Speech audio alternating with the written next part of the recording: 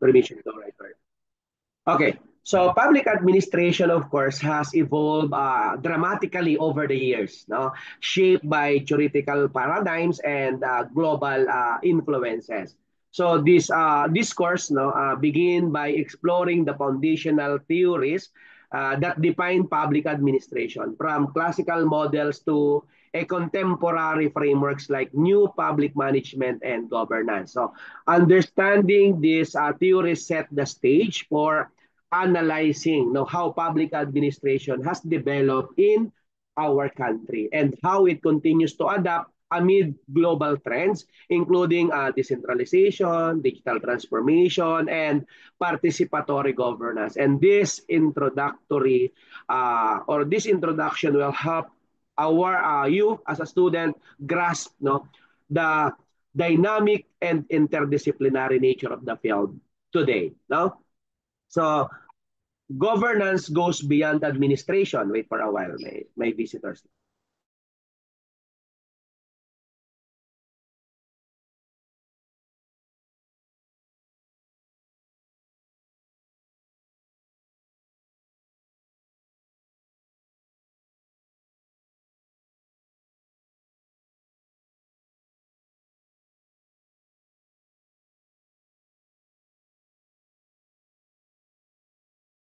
Okay, sorry.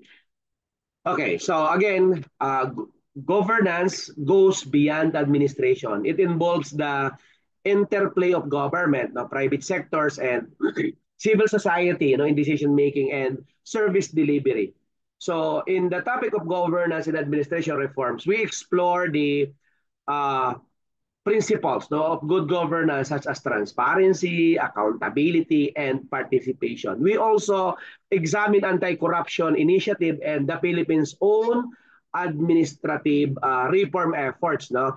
And at the same time, these reforms aim to improve institutional performance, restore public trust, and make governance more responsive to citizen needs. For the public policy analysis and implementation, public policy shapes the direction of a nation and address societal challenges. No?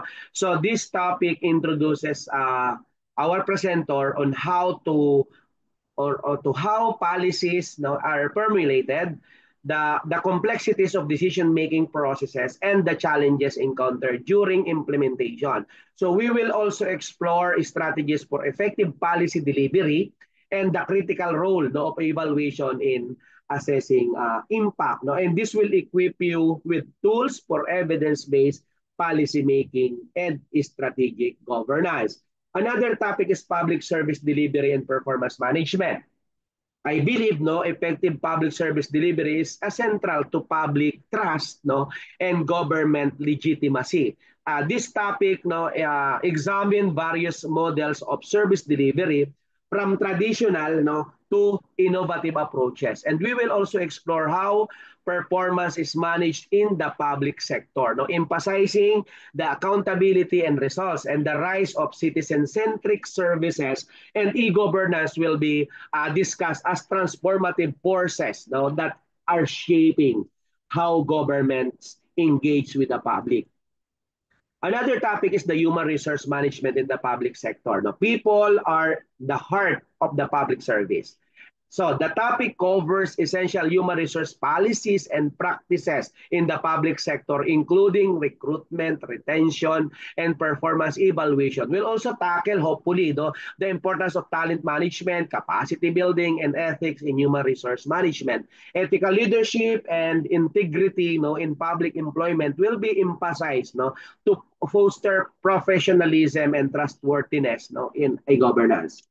Another topic is the fiscal management and budgeting. Public finance in the lifeblood of government operations. No?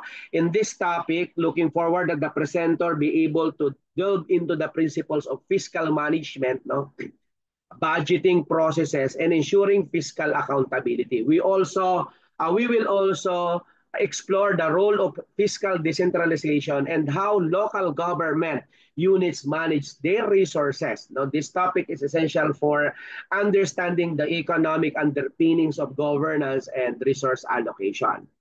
Another is the emerging issues and future directions. Now, public administration must remain agile in responding to emerging global and local challenges. And this topic addresses pressing issues such as climate change, no, disaster risk reduction, digital governance, and the community innovation. We will discuss how a government or the Philippine government can remain responsive and forward thinking. Take note of the term forward thinking, and how public administration can lead change in uncertain and rapidly evolving environments.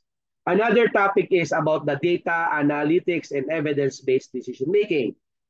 In today's digital era, no, data is a critical asset for public administration. Whether we like it or not, we need to adapt digital and IT at the same time. So this topic, no, introduces the role of big data and analytics in shaping policy and improving governance. So we look forward that you will be able to learn about advanced method for data collection, interpretation, and how evidence-based insights can guide effective decision-making. Case studies will illustrate how data transform real-life public programs and initiatives.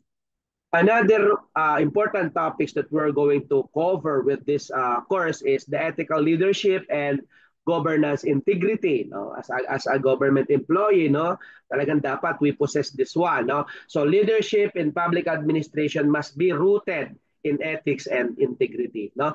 This topic, the presenter be able to explore the theoretical foundation of ethical leadership and strategies for promoting transparency and accountability. So real-world case studies will highlight ethical dilemmas and instances of corruption, offering student opportunities to critically analyze and propose solutions to uphold integrity in governance. No?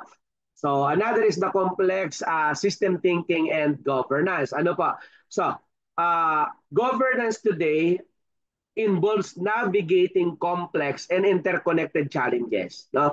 And this topic introduces us, no, to system thinking and resilience theory, which provide tools to understand and respond to weak problems. No? We will examine how adaptive governance can help institutions remain resilient in the face of uncertainty using real case studies of complex governance challenges. Napakadaming issue na dapat natin pag-usapan actually sa government right now, especially mag-election. Ano?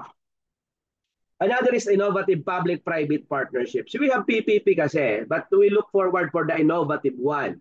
So PPPs are vital in addressing public infrastructure and service delivery gaps. Now, this topic covers advanced PPP or public-private partnership. Again, it must cover advanced public-private partnership models, financing mechanism, and governance structures. We will look forward to study successful case example from both the Philippines and abroad to identify best practices and innovative application of PPPs in addressing development and economic needs. No? We look forward also for the digital transformation in e-governance. No?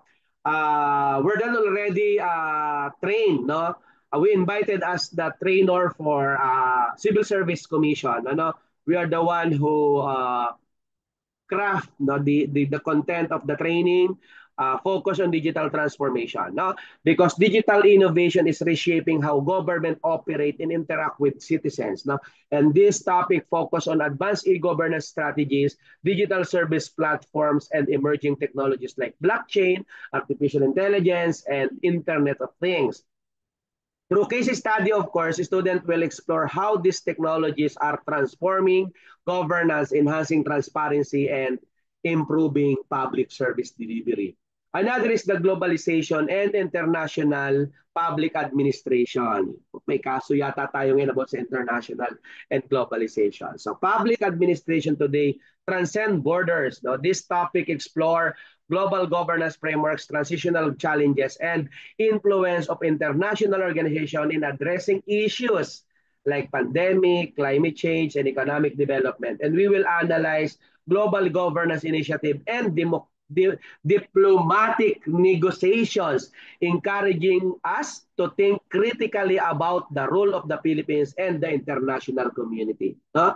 Napapanahon talaga. Okay, another topic is the social equity, diversity, and inclusion. In this topic, because again, equity and inclusion are essential for just and effective per governance. So in this topic, we examine policies and frameworks that promote social justice, cultural competency, and the inclusion of marginalized groups. So we'll explore case studies that highlight governments can reduce inequality and foster inclusive development across sectors. No? So another is the resilient urban governance and smart cities. No? Marami na sa Pilipinas na smart cities. Ano? So urban centers are the forefront of government innovation. So this topic explore how cities are adopting smart technologies and resilient planning strategies to address urban challenges. We will study sustainable urban development, infrastructure resilience, and real life smart cities initiative to understand how public administration can meet the needs of rapidly growing urban populations. Ano pa? So, and we have, of course, policy innovation and entrepreneurial governance. No? Governments must be innovative to keep pace with change. No?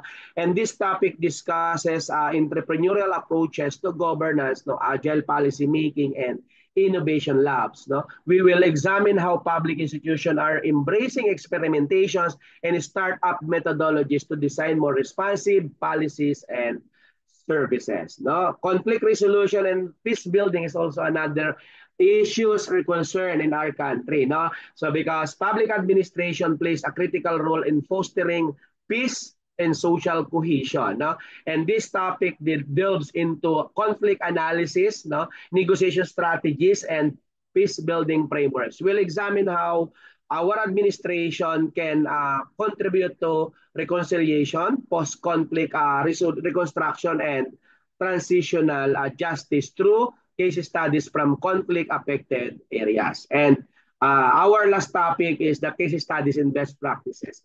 Because to synthesize our learning, we will analyze real-world case studies from Philippine context and abroad, and this topic helps students identify lessons and best practices in governance, policy implementation, service delivery, and institutional reform. This highlight will enable them to critically assess real-life applications of public administration theories and strategies.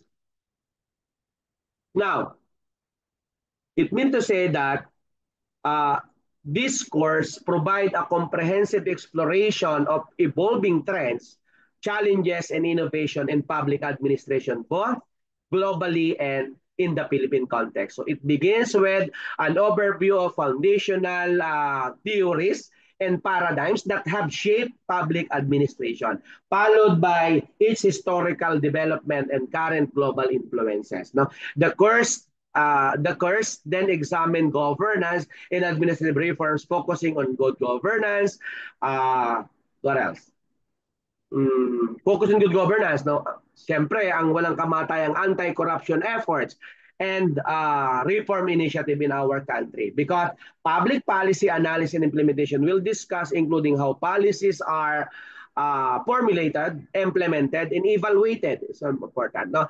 We will also look into or we will also learn about various models Bisaya ba? Models of public service delivery and the importance of citizen-centric approaches and performance management. No? Human resource management in the public sector highlights ethical practices, talent development, and capacity building. Fiscal management and budgeting are covered with focus on financial accountability, budgeting processes, and decentralization. Emerging issues such as climate change, digital transformation, and community engagement are explored alongside the growing role of data analytics and evidence-based decision-making. So the course emphasizes the significance of ethical leadership and integrity along with complex system thinking to address weak problems. No? Or wicked problems. Now, innovative public-private partnership, digital transformation, and smart technologies are analyzed through advanced frameworks and case studies. So we will also explore globalization impact of public administration as well as strategies for promoting social equity, diversity, and inclusion. Resilient urban government or urban governance and smart cities are discussed in the context of sustainable development. No? Policy innovation and entrepreneurial governance highlight agile and adaptive approaches, while conflict resolutions and peace building underscore the role of public administration in fostering reconciliation and stability. And finally, real-world case studies and best practices from the Philippines and other countries are used to reinforce learning and help us connect theory with practice, preparing us to become effective and forward-thinking public administration. Okay, so this will be the gist of the topics that we need to discuss for the entire semester. Okay.